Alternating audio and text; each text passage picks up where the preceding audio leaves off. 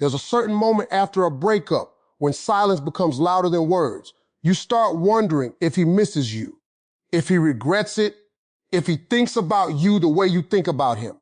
This idea, he let you walk away and now he can't stop thinking about you, is emotionally powerful. But the truth behind it is more complex, grounded in psychology, attachment, and human behavior. Here's the reality you need to understand clearly, without illusion or confusion. Absence doesn't automatically turn into obsession, even though it often feels that way when emotions are still raw.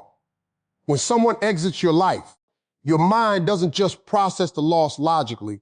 It tries to fill in the emotional gap with meaning, assumptions, and imagined scenarios. You start believing that because the connection felt intense to you, it must still be equally intense on the other side.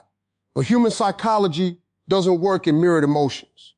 People detach in different ways at different speeds, depending on their emotional depth, coping style, and personal priorities. In many cases, what you interpret as, he can't stop thinking about you, is actually your own mind struggling to adjust to sudden emotional silence. The brain is wired to seek familiarity, so it replays memories, conversations, and emotional highs, creating the illusion that the other person must be doing the same. This is not evidence of their ongoing attachment. It is your nervous system trying to process separation and restore emotional balance. If the relationship ended with unresolved feelings, confusion, or unanswered questions, your mind works even harder to find closure by imagining the other person still emotionally engaged. There are also situations where the other person is simply distracted by their own life. Work, social environments, new routines, and even new relationships can quickly shift attention away. That doesn't necessarily mean they never cared. It just means attention is not permanent in the way. Heartbreak convinces you it should be. Emotional intensity is often temporary, while daily life continues to demand focus. What feels like he must be thinking about me nonstop is often a reflection of your own emotional loop rather than a shared experience. The more you replay it, the more real it feels, even without any external confirmation.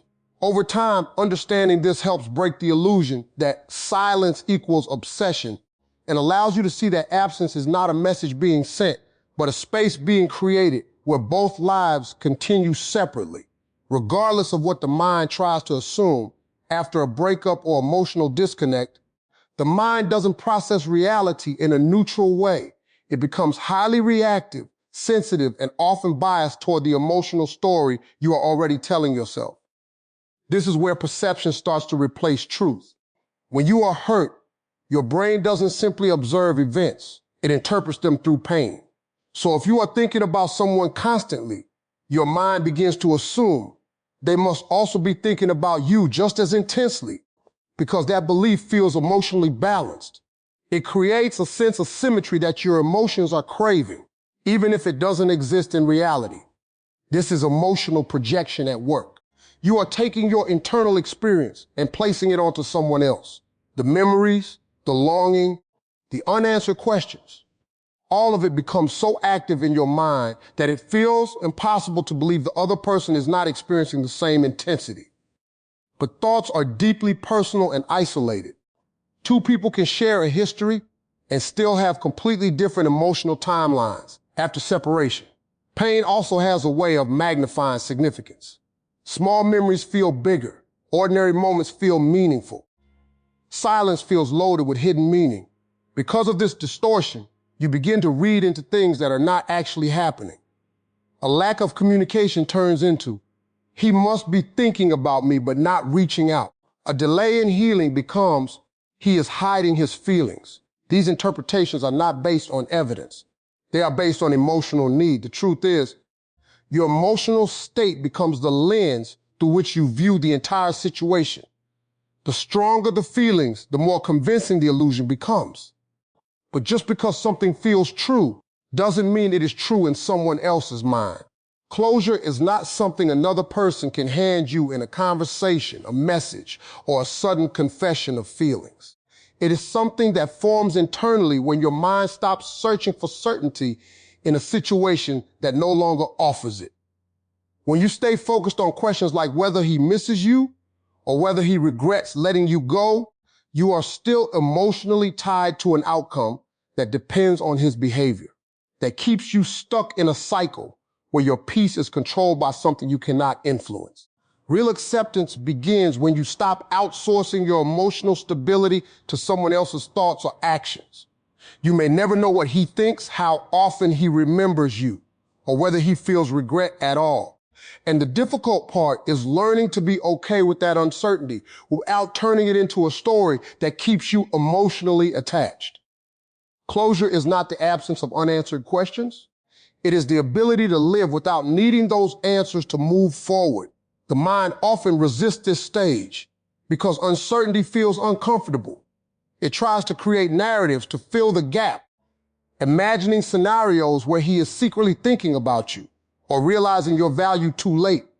While these thoughts may bring temporary comfort, they also delay emotional recovery because they keep you psychologically connected to the past. Acceptance is a shift in focus. Instead of monitoring what he might feel, attention slowly returns to your own life, your own growth, and your own emotional state. You begin to realize that peace does not come from decoding someone else's silence, but from no longer needing to decode it at all.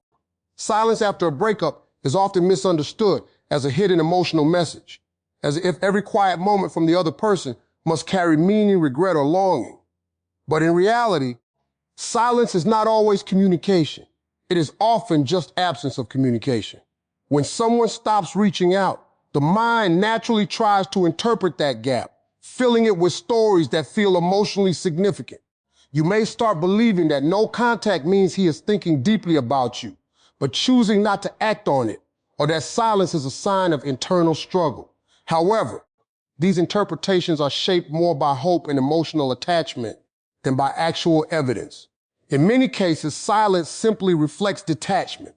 People process endings differently, and once a connection is over, they may choose to focus on rebuilding their own routines, distractions, and emotional stability. That process can look like distance, not because they are suppressing feelings, but because their emotional energy has shifted elsewhere. Assuming that silence equals hidden suffering can keep you locked in a mental loop where you are constantly analyzing something that is not actually being communicated. No contact also removes emotional stimulation. Without messages, calls, or interactions, the brain stops receiving new input about the person, which naturally leads to fading emotional intensity over time. This is not a secret signal of longing. It is how human attention works when it is no longer reinforced. The absence of contact does not guarantee that someone is deeply reflecting on the relationship. It simply means life has continued without active connection. The more meaning you attach to silence, the harder it becomes to detach emotionally. You start reading into non-events, treating inaction as hidden intention. But silence is often just silence, and accepting that helps you step out of assumptions and back into reality. Real interest in someone is never hidden in the abstract space of thoughts alone. It becomes visible through consistent behavior. Many people like the idea of being remembered, missed, or thought about because it feels validating. But thinking is passive. It does not require effort, risk, or commitment. Anyone can think about a person from their past without it changing the direction of their life. What actually matters is action, because action is where intention becomes real. If someone values you deeply, it naturally reflects in how they show up. They communicate, they make time, they initiate contact, and they try to maintain connection even when it is not convenient. These are the signals that separate passing memories from genuine emotional investment. Without action, thoughts remain internal and unverified. You may never know how often someone crosses another person's mind, but you can clearly see whether they choose to be present in their life. This is where emotional confusion often happens after separation. You start overvaluing the idea that he might still think about me, as if that alone carries meaning about your worth or the future of the relationship. But someone can think of you occasionally and still decide not to return, not to rebuild, and not to engage. Thought without action does not change outcomes. It is important to recognize that human attention is fluid. People think about many things throughout the day, including past relationships, memories, and unresolved emotions, but those thoughts do not automatically translate into decisions. What defines a relationship is not invisible mental activity, but visible consistency over time. When that consistency disappears, the emotional message is already clear, regardless of what might still exist in someone's mind. The most important shift in emotional recovery happens when your identity stops being tied to whether or not someone is thinking about you. As long as that question matters, you remain emotionally connected to their internal world, even if there is no communication. It creates a silent dependence where your peace fluctuates based on imagined scenarios instead of your actual life. Reaching emotional independence means that this uncertainty no longer holds authority over your thoughts or mood. At this stage, attention begins to return inward. Instead of analyzing what he might feel or think, your focus gradually moves toward what you are building, experiencing, and becoming. The emotional energy that was previously directed outward starts coming back to you. This is where real healing begins. Not when the thoughts disappear completely, but when they lose their power to control your behavior. There is also a deep realization that being remembered is not the same as being chosen. Many people can occupy space in someone's memory without occupying a place in their life. When you stop needing confirmation of how often you are thought about, you free yourself from a cycle of emotional guessing. You no longer rely on indirect signs or imagined scenarios to define your worth or progress. Emotional independence does not mean you never care about the past. It means the past no longer dictates your present direction.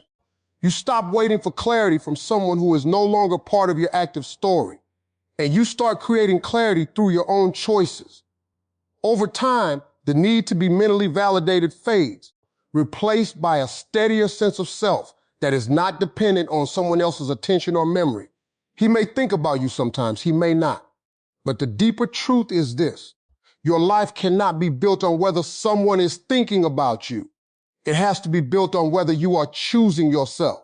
And the moment you do that, the emotional hold this question has over you starts to disappear.